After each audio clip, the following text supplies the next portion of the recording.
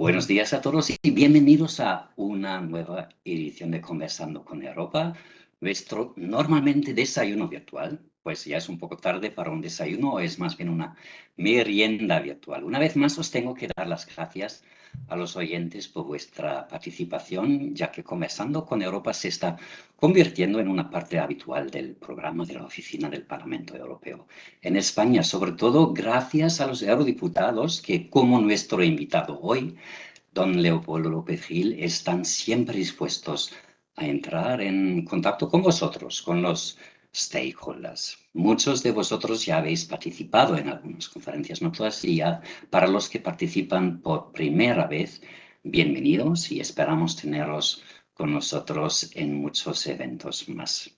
Podéis ir escribiendo en el chat todas las preguntas que os vayan surgiendo durante la conferencia y si lo preferís o si se os ocurre algo después de la horita que hemos previsto para nuestro conversando, podéis escribir directamente al email del eurodiputado que os facilitaremos o que mi compañera Carmen os facilita a continuación en el chat.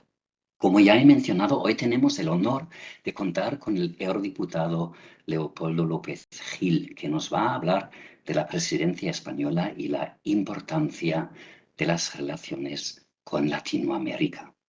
Don Leopoldo, estamos muy contentos de poder contar con usted y para hacernos un hueco en su agenda apretada. Creo que la mayoría de los oyentes sabe exactamente quién es usted y que nació en Caracas, en Venezuela.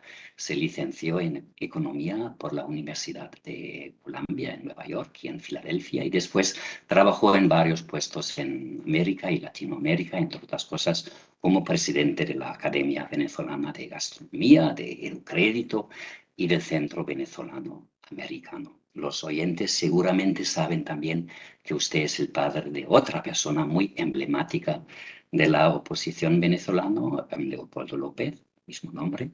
Y usted, don Leopoldo, desde 2014, por lo que sepa, no ha regresado a Venezuela, pero ha desarrollado un papel muy importante trabajando para denunciar la situación en Venezuela, aquí en Europa y en todo el mundo, de hecho.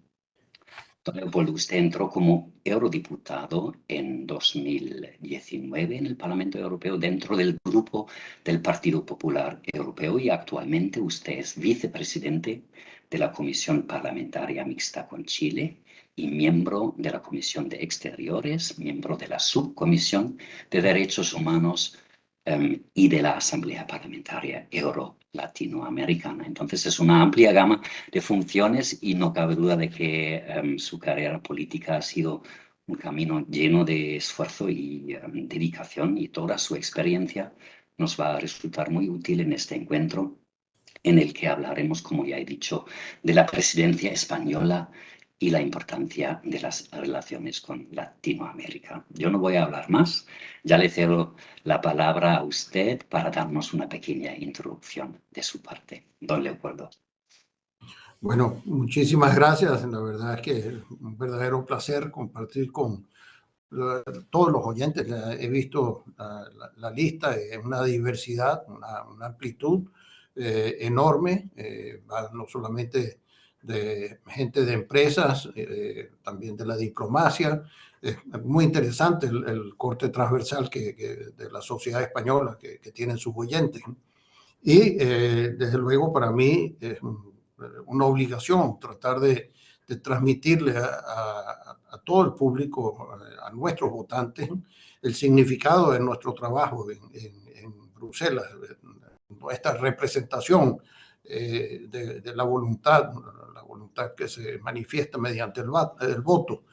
Y tengo que decir que va a ser realmente extraordinario que podamos ser testigos de la presidencia de España, un evento que sucede pues, cada 10 años aproximadamente, porque le tocan 6 meses de presidencia a cada uno de los estados miembros de la Unión, y son 27 estados, pues se puede calcular que no va a ser fácil volver a ver la presidencia de España mientras dure una legislatura, al menos por mi edad, de mi parte. Ciertamente es interesante. Venimos de una presidencia de Suecia actualmente, una presidencia que ha estado marcada fundamentalmente por dos intereses. Uno, que es evidente, la guerra que se desató en Ucrania por la invasión de Rusia a ese territorio, y la otra, pues el tema de la inmigración, que sigue siendo una de las grandes complicaciones. Yo creo que para todos es evidente que el mundo de hoy tiene al menos tres derivas muy importantes. La primera tiene que ver con la economía. La economía siempre es una preocupación de la humanidad y en el caso actual, pues la economía tiende a ser una preocupación europea y no solo europea, sino mundial y marcada por un evento que aún no hemos podido dominar y que va a ser muy difícil, que es la inflación. La inflación trae como consecuencia pues, una alteración de los precios y del bienestar de las personas. La segunda es obviamente el tema ambiental. Nos preocupa a todos y muy particularmente diría yo a los europeos, más que otros territorios del mundo. En el caso de Europa hay una agenda prevista que también es complicada ponerla en marcha, que es la Agenda 2030, y que trae y va a traer pues, impactos y consecuencias en otras partes del globo y muy particularmente, diría yo, en Iberoamérica o Latinoamérica o Suramérica, como lo quieran llamar, por cuanto le va a imponer unas reglas de juego para a los productores, tanto del campo, los agricultores, como también a los industriales, que pues nos va a costar a veces lograr hacer sin alterar mucho y sin crear un caos en esa parte del mundo.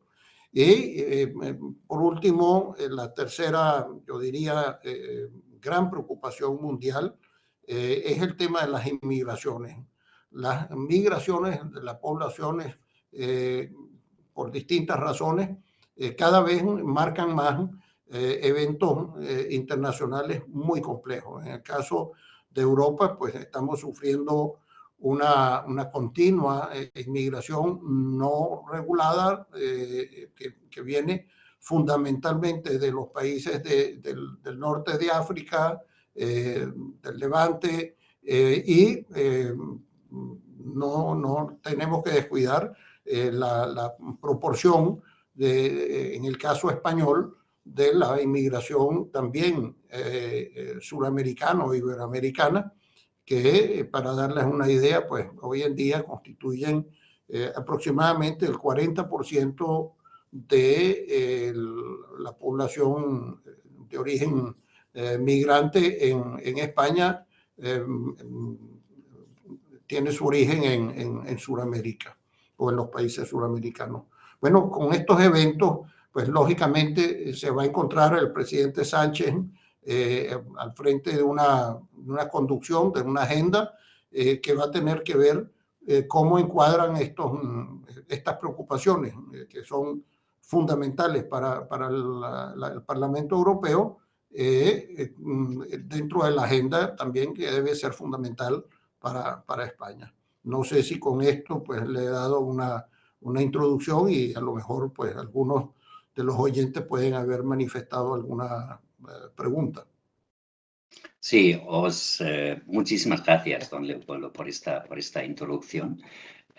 Os animo a todos a hacernos preguntas y pasarnos las preguntas.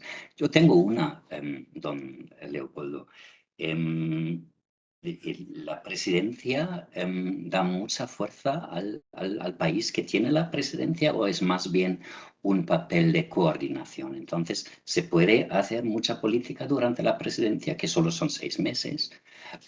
¿O es más bien algo que es simbólico, o que ya es más bien el país tiene más bien jugar el papel de un árbitro? Yo diría que va a depender mucho obviamente, del actor. Es un escenario y como todo escenario, pues si el actor domina la escena, logra poner el foco del público en su relato, en su actuación, le va a permitir resaltar a la persona.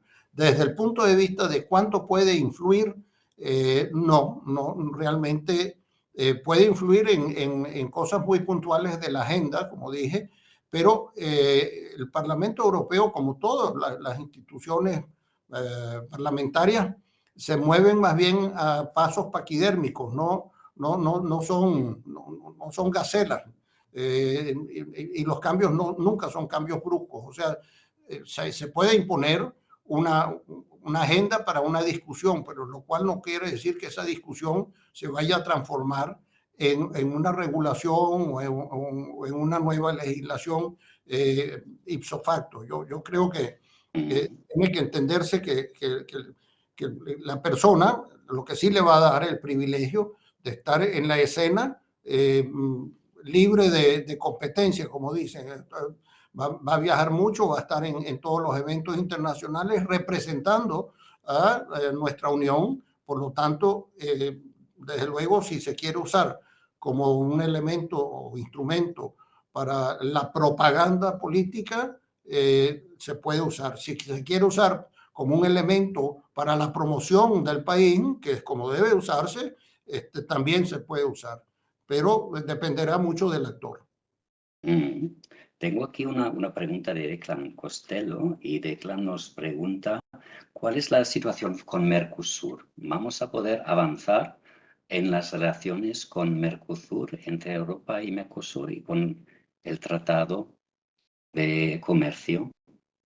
Bueno, deberíamos, para ilustrar a nuestros oyentes, el Tratado de Mercosur tiene la bicoca de 20 años en discusión en el Parlamento Europeo. No son pequeños plazos, son muy largos plazos. Han pasado muchísimas ideologías al frente de ambos lados del océano, negociando este tratado.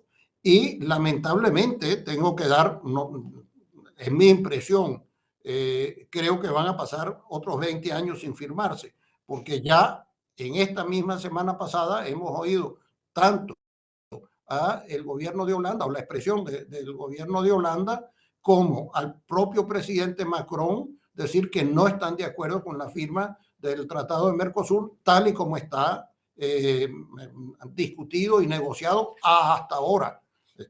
Todo puede cambiar, pero repito, son intereses los que prevalecen, los intereses fundamentales y estos son tratados que para ser ratificados tiene que concordar con la unanimidad de la Unión Europea. Basta con que un Estado de la Unión se oponga para que no se pueda firmar o ratificar, mejor dicho, el tratado. No sé si mi contestación es muy poco diplomática, pero creo que le puedo dar muy pocas esperanzas a los que piensan que esto se va a firmar. No, eso es lo que queremos, ¿no? Su opinión un poco pura de cómo están las cosas. Tengo aquí otra pregunta de a María Álvarez. Y María pregunta, en los últimos meses ha habido algunos cambios en las elecciones en Latinoamérica, en Brasil, por ejemplo, en Colombia, en Chile. ¿Esto cambia también el trabajo del Parlamento Europeo con estos países o con Latinoamérica en general? Desde luego, voy a referirlo muy particularmente al caso chileno. El caso chileno, estábamos actuando con el gobierno pasado, el gobierno del presidente Piñera, en la discusión de precisamente la modernización del tratado que ya se tiene desde hace ya mucho tiempo, un tratado bilateral, y pues con los cambios políticos que surgieron en ese país, no en Europa, se logró avanzar, pero con una formalidad, digamos, innovadora, puesto que el tratado no iba a ser modernizado, no iba a ser ratificado en la forma como se había negociado, y con el nuevo gobierno se separó y se hizo del tratado, digamos, dos tratados, por llamarlo de una forma. Uno estrictamente comercial, económico, y otro estrictamente político.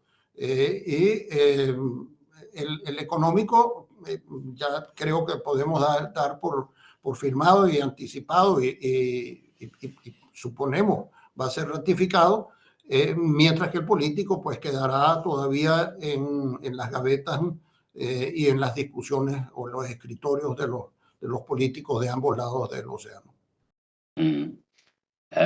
Tengo una pregunta de Carolina Gómez. ¿De qué manera y en qué ámbitos se plantea reforzar las relaciones entre Europa y América Latina más allá de los acuerdos económicos, ¿no? Estamos hablando también de los derechos humanos, supongo, inmigración, usted ya lo ha mencionado.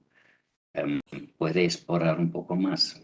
Sí, claro, sí, bueno, mi función muy en particular ha tenido que ver más con el ámbito de los derechos humanos y derechos políticos. Por ejemplo, promoví y logré con mucho orgullo una resolución para proteger o protestar por la falta de protección a los periodistas en los Estados Unidos de México. Donde es evidente que hay una falta de protección a los que se desempeñan en la función de informantes para la población cuando no dicen lo que quiere oír pues él o los mandatarios, porque ya en el caso de México no es solamente a nivel nacional, sino también a nivel regional, por cuanto cuando se denuncia la corrupción o los vínculos con el narcotráfico, lo más probable, pues, como lo hemos visto, es que el periodista termine asesinado o también, como también lo hemos visto, amenazada a su familia y a veces también asesinada o al menos herida la familia. En este caso, pues también tengo que destacar cómo hemos trabajado muchísimo por lograr avances en el respeto de los derechos humanos en Cuba, el régimen comunista. Actualmente estamos trabajando con otro régimen comunista para ver si podemos mejorar, por cuanto tenemos un tratado, en este caso comercial, y involucrando la parte política en los tratados comerciales, logramos a veces cambios, y en este caso estoy hablando de Vietnam, donde también es un régimen comunista, pero está muy interesado en el tratado comercial con Europa, y nosotros hemos logrado, pues a través precisamente de la discusión de un tratado comercial, introducir cambios en el aspecto muy específico de los derechos humanos de los trabajadores vietnamitas. Cosas como esta, desde luego, con el caso de la inmigración, ayer mismo trabajamos en la Comisión de Peticiones una solicitud que hizo una ciudadana venezolana para revisar el tratamiento de el asilo y el refugio de ciudadanos venezolanos en la Unión Europea. Se le explicó pues las dificultades que tiene esto, por cuanto esto obedece más a políticas uninacionales, es decir, cada estado tiene una política para otorgar esa consideración del derecho de asilo o el derecho de refugio, y lo que sí pues se está trabajando y se acordó trabajar a través de otras comisiones para ver si podemos de alguna forma empezar a unificar los criterios europeos para estos aspectos de la migración causada por eventos, digamos, como pueden ser las persecuciones políticas, guerras o desastres naturales, que cada uno pues tiene unas consideraciones distintas. Sí, vinculado a esto, tengo aquí una pregunta de Juanma Revuelta. Juanma nos dice, el drama de los incendios en Chile con más de 350.000 hectáreas quemadas obliga a una mayor cooperación. ¿Qué herramientas de cooperación deberíamos implementar? Y Juanma menciona un proyecto Interreg-CLIFO de cooperación territorial España-Portugal, dotada con 24,6 millones de euros, que ha sido premiado por la Comisión Europea y que anima a extender sus buenas prácticas. ¿Qué piensa acerca de esto, don Leopoldo? Bueno, primero que creo que la cooperación internacional es uno de los mejores inventos de la diplomacia desde que alguna vez se inventó la diplomacia. El haberlo ya tecnificado y darle un nombre, como usted lo dice, pues cooperación, pero esto ha existido desde que existen ya las relaciones entre los estados, o sea, estos son ancestrales. Yo creo que los países más fuertes siempre tienen o deberían de tener una obligación humanitaria para establecer los vínculos mediante la cooperación y ayudar a los países más débiles en los aspectos que pueden. Ha mencionado un proyecto muy bonito y muy necesario por los incendios que han causado, pues digamos, probablemente los cambios climáticos. No está totalmente comprobado, pero es bastante evidente que la sequía por un lado y las temperaturas tan elevadas por otro han causado mucho más incendios hoy de lo que existían hace unos años, y deberíamos de estar conscientes de que esto es una enfermedad que está atacando al globo y no está atacando particularmente a ningún país. Por lo tanto, bienvenida sea la cooperación, y desde luego, repito, la considero casi una obligación para los países que tengan la fortaleza en cualquier aspecto para colaborar, y más aún cuando son aspectos como este que son de efecto global. Tengo una pregunta de Cristina Barreto de la ONCE. Y Cristina nos pregunta, durante la cumbre EU-CELAC, que tendrá lugar durante la presidencia, ¿se emitirá algún tipo de manifiesto o declaración que marque las relaciones entre la Unión Europea y Latinoamérica para el futuro?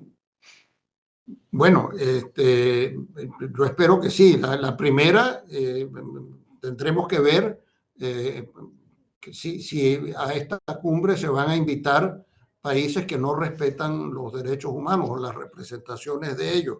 Estoy hablando muy específicamente de países que han sido vinculados a las sanciones europeas, como son el caso de Cuba, como es el caso de Nicaragua, como es el caso de Venezuela, por mencionar algunos, y hay algunos que están en la lista también por no respetar a los derechos humanos, como es el caso de El Salvador, por si acaso alguien está pensando que solamente son los gobiernos de izquierda los que abusan de los derechos humanos.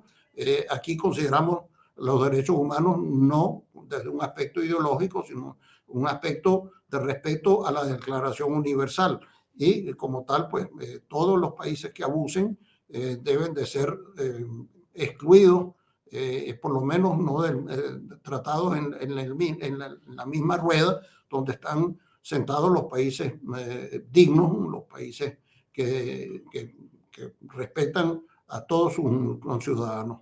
Y desde luego que sí, que espero que en esta cumbre se tomen decisiones, y muy particularmente, como lo dije antes, en aspectos muy fundamentales, como es el caso de la inmigración. La inmigración suramericana en Europa no se siente a nivel de toda Europa, pero en particular a España, y voy a repetir la cifra tal vez.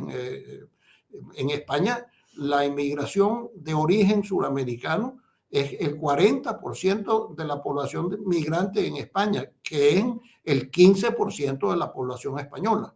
O sea, es algo importante. Estamos hablando, pues, prácticamente, para hacer una matemática muy redonda, del 7% de la población española es de origen suramericano. Mm. Una pregunta mía, don Leopoldo. Usted forma parte de la Comisión Parlamentaria Mixta EU-Chile y también forma parte de la Asamblea Parlamentaria Euro-Latinoamericana, como nos ha explicado. ¿Cómo nos podemos visualizar el día a día del trabajo en estas comisiones? ¿Hay un contacto permanente con sus homólogos en Chile o en Latinoamérica? ¿O son más bien los cumbres que definen el trabajo? ¿Cómo es el funcionamiento de todo esto? El contacto lo busca cada quien en su área de interés, por supuesto.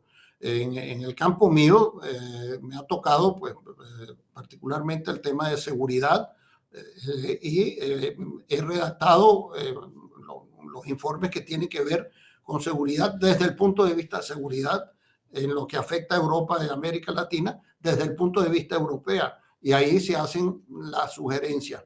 No es un trabajo que se hace día a día con el parlamentario, digamos, suramericano, sino por lo contrario, nos encontramos en un momento de la redacción final, de los acuerdos finales, y allí pues hay más contacto y por supuesto en los eventos de las reuniones. Pero yo diría que a nivel de las directivas sí que hay un contacto bastante más permanente, o debe haberlo, para imponer precisamente lo que se va a tratar, la agenda que se va a tratar en cada una de las reuniones y los temas que se van a asignar para ser trabajados en cada una de las comisiones. Mm. Os recuerdo a los participantes, podéis hacer vuestras preguntas, pero si os queda una duda, también podéis mandar un email al mail oficial de nuestro eurodiputado si hay algo en particular que queréis profundizar. Tengo aquí una pregunta de Tomás Miguel, una pregunta bastante complicada, creo. ¿Qué papel cree que deben tener los países latinoamericanos en la invasión rusa de Ucrania? Mire, yo no diría que la pregunta es complicada. Yo diría, al menos para mí, si yo soy una persona que cree, primero, en la soberanía nacional, segundo, en la justicia, creo que nos toca a todos condenar, pero profundamente, la invasión, en primer lugar. En segundo lugar, donde nos corresponda ayudar, nos corresponde ayudar. Sea esto de una forma humanitaria o sea esto de una forma militar. Pero debemos estar todos, los latinoamericanos, los suramericanos, como todo ser humano que crea en la justicia, respaldando a Ucrania y a su población civil, que está sufriendo mucho injustamente. Mm. Y hay esta colaboración también con los países latinoamericanos. Um, No, lamentablemente no, y tengo que decirlo con mucha claridad. En Buenos Aires, cuando estábamos reunidos en el CELAC, eh, entre otros, yo propuse una resolución que era prácticamente una copia de la resolución que se había aprobado en las Naciones Unidas y donde los países suramericanos casi unánimemente habían aprobado, con excepción hecha de los que ya sabemos, pues Cuba, Nicaragua, Venezuela. No logré en la reunión del CELAC ni siquiera un voto. Así que creo que, o creo que tal vez estoy exagerando, pero creo que no logramos más de 3 votos. La porción suramericana del CELAC o latinoamericana, como correspondería decirlo en ese caso, no aprobó el respaldo a Ucrania en este caso, o la condenación perdón, dije no el CELAC, es Eurolat. No aprobamos la resolución de Eurolat en Buenos Aires. La aprobó unánimemente, casi unánimemente, la porción europea, con excepción de 2 personas, ambas pertenecientes al Partido Comunista, uno del Partido Comunista griego y otro del Partido Comunista italiano. Mm. Tengo una pregunta aquí de David. David nos pregunta qué posición se espera de España frente a los gobiernos de Cuba, Nicaragua y Venezuela de cara a la cumbre Unión Europea-CELAC. Bueno, ojalá fuese una posición. Creo que la pregunta dice, ¿qué se espera? Yo creo que se espera, ¿quién espera eh, que yo puedo decir qué esperaría yo de una posición de un reino que dice ser y es democrático y que no le puede mandar un mensaje al mundo diciendo que un gobierno democrático, un gobierno representado como es dignamente el gobierno de España por su rey, pueda ser sometido a una invitación a países que no respetan los derechos humanos, que se burlan de los derechos humanos, porque es peor que no respetarlos, es burlarse de ellos, como es el caso de Nicaragua, cuando le quita la nacionalidad a sus ciudadanos, cosa que nadie puede entender, que los sacan de una cárcel a 200 personas, los montan en un avión y en el avión les notifican que ya no son nicaragüenses, que aterrizan en Estados Unidos, donde tienen que buscar una nacionalidad que afortunadamente, entre otras, la nación española se lo ha ofrecido. Pero no puede ser que un gobernante que haga esa barbaridad sea tratado con igualdad a un gobernante que respeta la Constitución, que respeta los derechos, etcétera, etcétera. O sea, ¿qué espero yo de España? Pues que nos dé una lección o que dé una lección al mundo de que los derechos humanos no son un papel mojado, son derechos que se han firmado y se han comprometido para respetarse. ¿Y cree usted que la constelación del gobierno puede ser difícil en este contexto? Ya lo hemos visto por las declaraciones del ministro de Exteriores, que van a ser difíciles porque, como dicen, para bailar se necesitan dos. Es decir, bailar tango solo, pues no es un baile de tango. Y cuando se quiere bailar con estos países, pues o les cambian la música y van a bailar solos o vamos a bailar tango. Yo creo que las declaraciones del ministro es que quieren bailar tango. Si vamos a bailar tango, pues entonces vamos a hacer de la vista gorda de todas estas violaciones. Mm.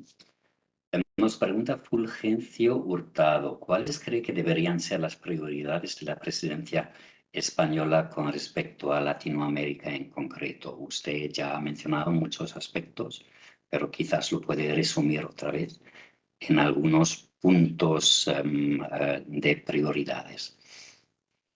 Yo diría que la primera prioridad tiene que ser todos aquellos aspectos que mejoren la dignidad de los ciudadanos de ambos países, donde haya que mejorarla.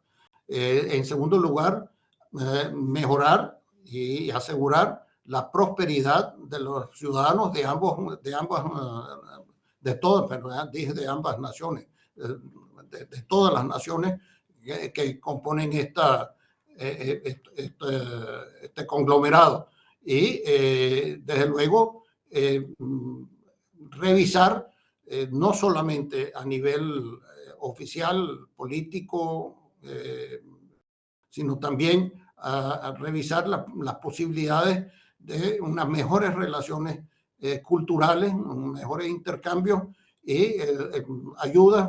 Por ejemplo, puedo decir claramente el progreso que ha tenido la sanidad pública en España, bien puede ser utilizada en Latinoamérica.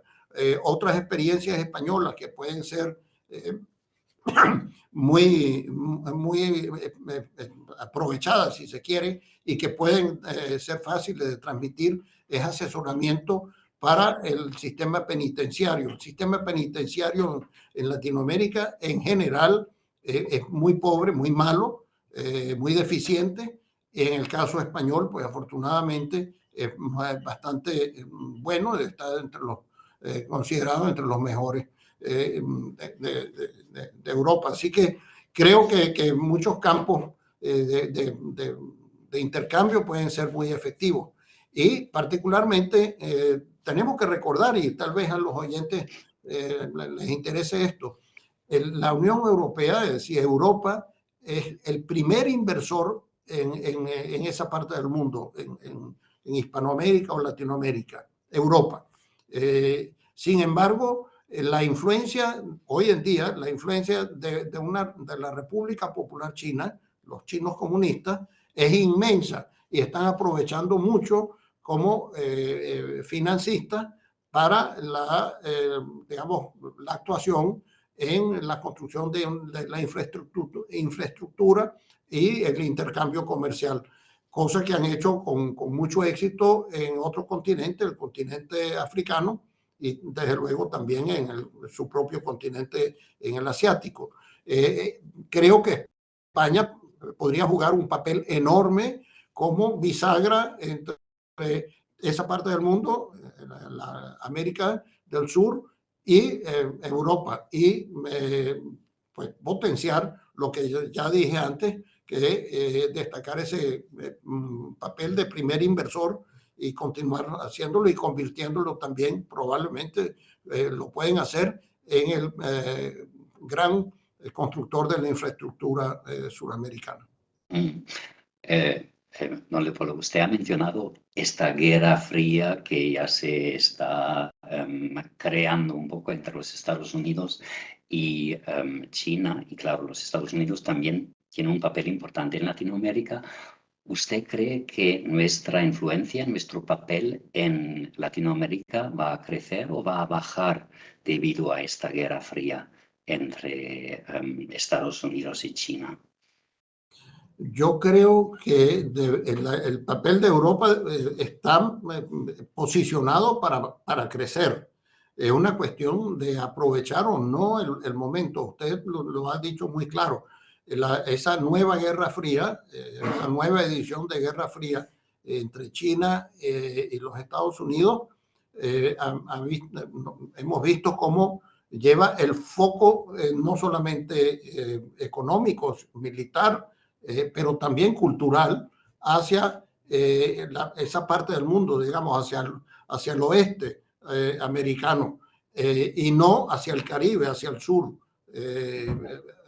Y desde luego, creo que precisamente esto posiciona a Europa, si quisiera aprovechar, en una ventana de oportunidades que dentro del mundo pacífico, dentro del mundo cultural, dentro del mundo industrial, dentro del mundo educativo, que lamentablemente pues en este momento está en un vacío, porque los Estados Unidos han abandonado a esa parte del mundo, y ya eso lo hemos visto pues claramente desde probablemente el gobierno más claramente desde el gobierno del presidente Obama, y ahora lo estamos viendo con la presidencia de Biden. En la presidencia del señor Trump se habló mucho, pero se hizo poco. Por no decir, no se hizo nada. Creo que es muy importante que aquí en Europa no hablemos mucho y hagamos bastante. Una pregunta un poco más personal de Daniel Herrero de Europa Press. Daniel nos pregunta, ¿es importante llevar la voz venezolana a la Eurocámara también de cara a la próxima legislatura? Mire, si yo contestara lo contrario sería un insulto o un autoinsulto o un autosuicidio, como decía el presidente Carlos Andrés Pérez. Yo me considero humildemente que he sido útil no solamente como una voz venezolana, como lo hacen la pregunta, sino como una voz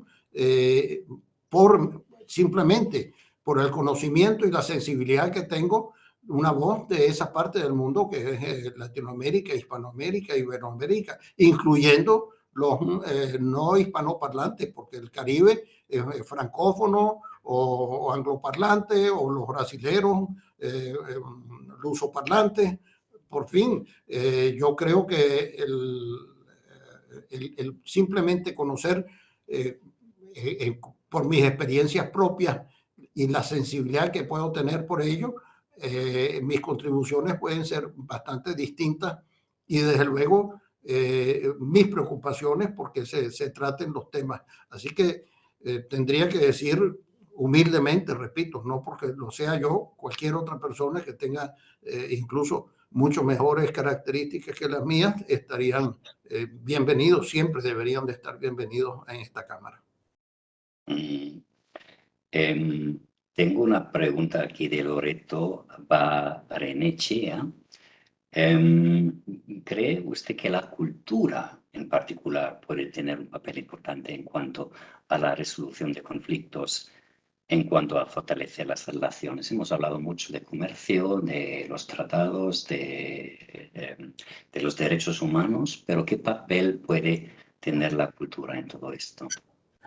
Inmenso, inmenso, y lamentablemente no se le pone el papel primordial a la cultura. La cultura es esencial para transformar a las personas en su nivel de tolerancia.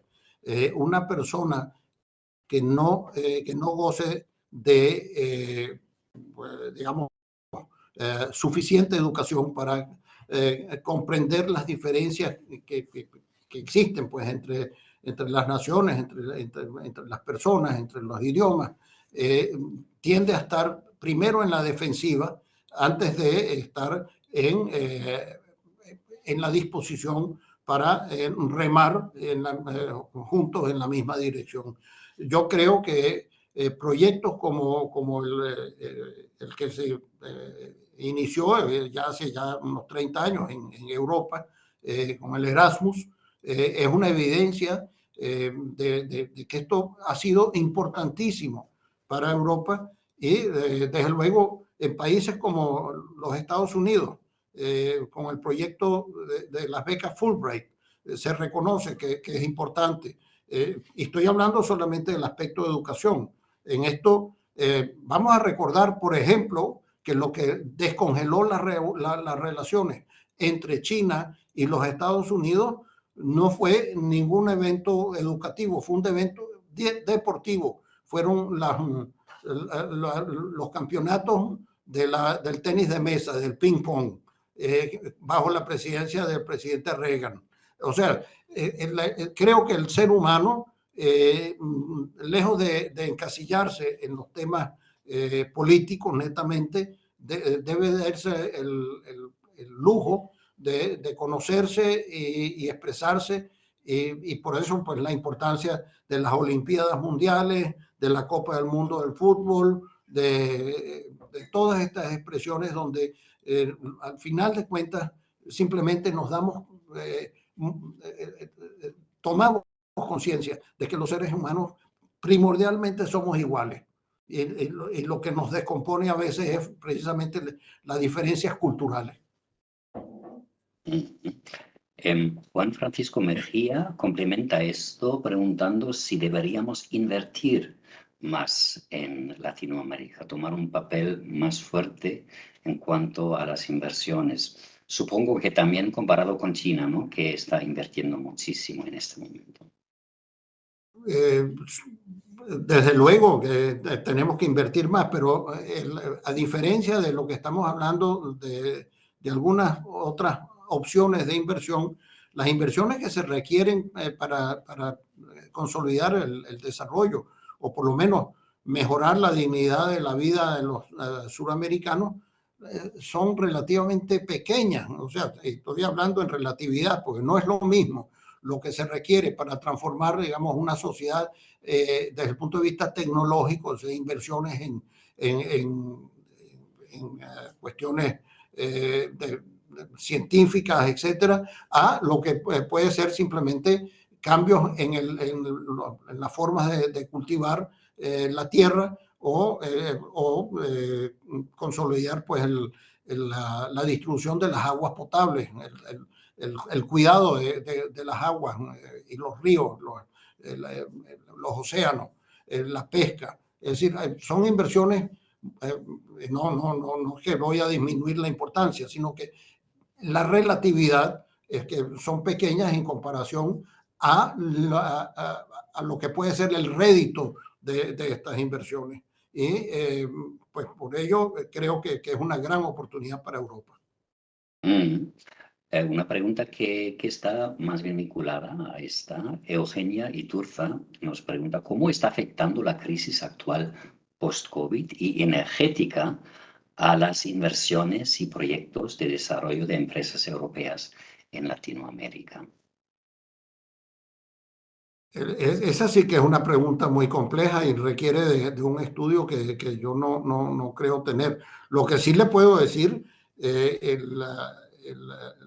el mundo post-COVID en Latinoamérica es tremendamente triste porque uno de los aspectos que más sufrió es precisamente la educación.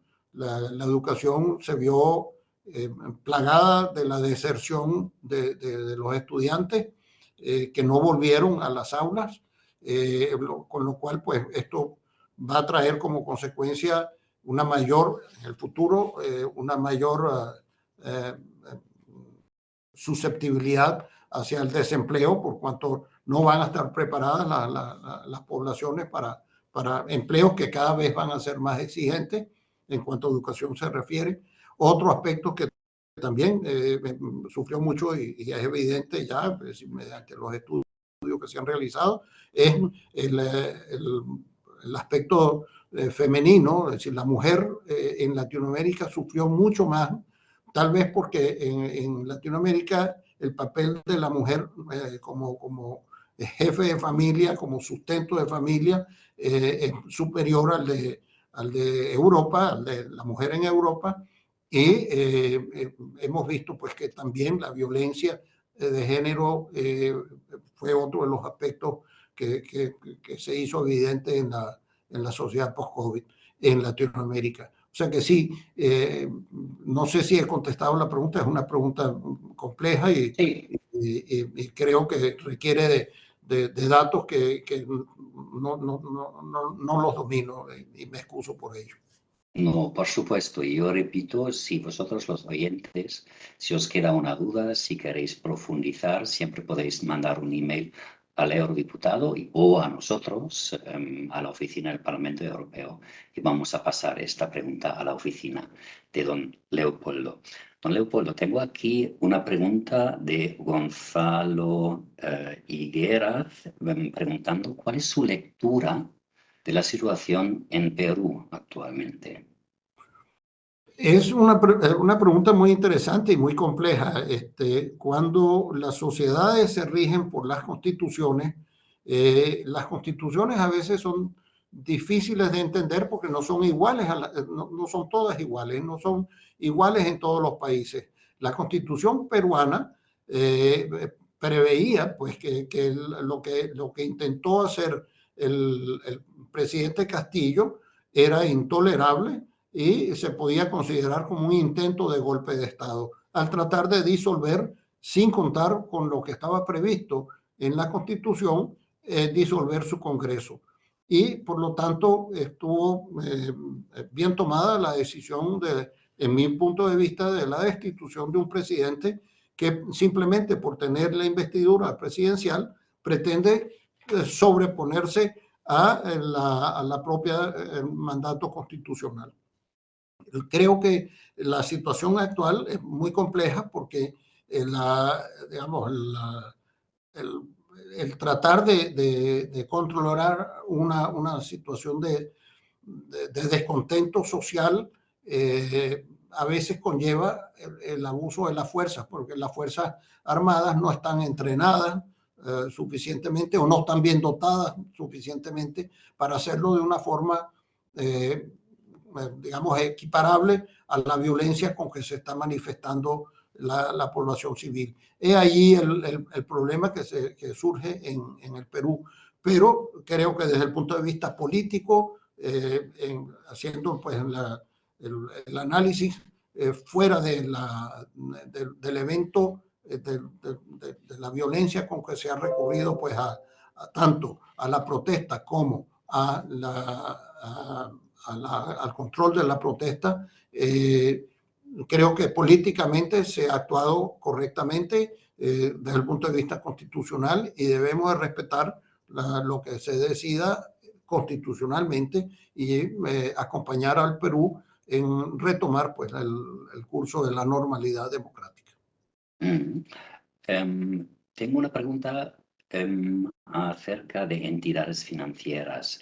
¿Cuál podría ser el rol de las entidades financieras, como el Banco Europeo de Inversiones, para ayudar a la sociedad civil latinoamericana? ¿Estamos activos por ahí también a través del mundo financiero o no tanto? Sí, estamos en el mundo multilateral de las finanzas. Sí se está actuando, por supuesto, y se asiste en situaciones críticas a distintos gobiernos.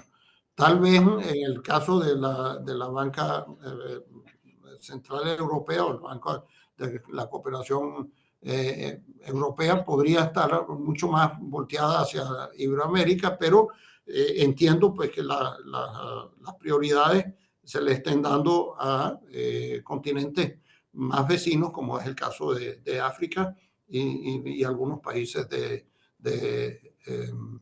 de Asia, perdón. Y también debo recordar que no como entidad financiera, pero una preocupación que ha tenido es simplemente una manifestación de preocupación europea con respecto al fenómeno particular de la inmigración venezolana, que la inmigración venezolana en los últimos 5 años ha sido un fenómeno no solamente comparable, sino que supera a lo que hoy es la inmigración siria, que es un país que está en guerra y que está en guerra desde hace muchos años. En el caso venezolano, hoy supera pues a los 7.200.000 migrantes del país, que es más del 20% de su población, y digamos, esta avalancha que se causó pues, en muy poco tiempo ha causado desestabilidad en los países vecinos, los países receptores. Ante este fenómeno, la Unión Europea tuvo una manifestación, la antigua alta representante, la señora Mogherini, y posteriormente el actual alto representante, el señor Josep Borrell, han promovido la conferencia de donantes, países distintos, organizaciones distintas, para asistir a los países receptores de esta migración venezolana. Se han logrado ya 2 reuniones, la primera bajo la señora Mogherini, la segunda bajo el señor Borrell, y ahora una tercera que se ha convocado mediante la cooperación entre el Canadá y la Unión Europea. Esta debe darse, si todo va bien, muy pronto.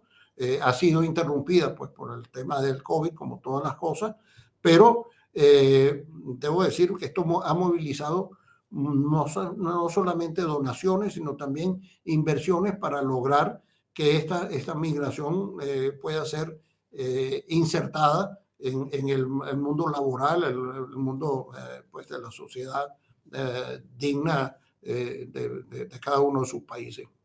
Mm. Quizás vamos a cerrar ya, porque ya hemos hablado 1 hora. Una última pregunta, y con esta pregunta me baso un poco en lo que nos transmite Susana Gaviña. Hemos visto que la presidencia francesa ha coincidido con las elecciones presidenciales en Francia. En España vamos a tener una situación un poco comparable. ¿Esto cambia el carácter de una presidencia si al mismo tiempo hay generales o elecciones generales en un país? Diría que sí, que lamentablemente las presidencias de los estados asociados a la Unión Europea nunca fueron previstas que coincidieran con elecciones, pero es inevitable que, como lo dije antes, pues que el actor en su momento pues no domine el escenario y lo utilice para lo que es su interés personal y particular. Así que no debería ser, pero es. Y una última pregunta. Estamos hablando muchísimo de Ucrania en este momento. ¿Estamos olvidando un poco Latinoamérica? ¿Hay que hacer más comunicación sobre Latinoamérica brevemente para terminar?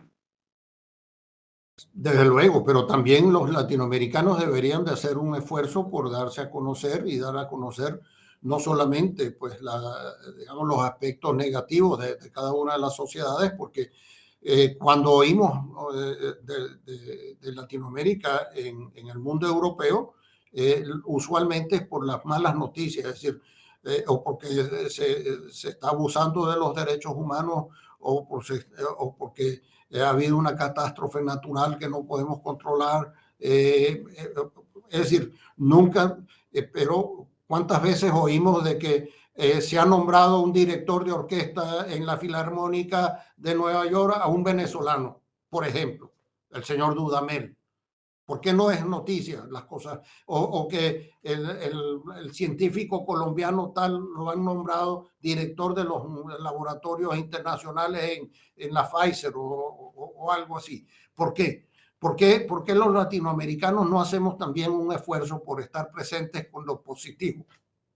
Muy bien, creo que son buenas palabras para terminar nuestro encuentro. Muchísimas gracias, don Leopoldo. Creo que es un tema muy amplio. Hay muchísimos países en situaciones muy distintas, pero nos lo ha explicado muy bien y nos ha acercado mucho a esa región que es tan importante para España, pero también para Europa. También a vosotros, a los oyentes, muchísimas gracias por participar. Habéis hecho muchísimas preguntas. No he podido hacer todas las preguntas, entonces otra vez, si os queda una duda, estamos en contacto. Y bueno, buena tarde para todos y nos vemos la próxima vez. Hasta luego. Muchas gracias. Don Leopoldo, muchas gracias a usted.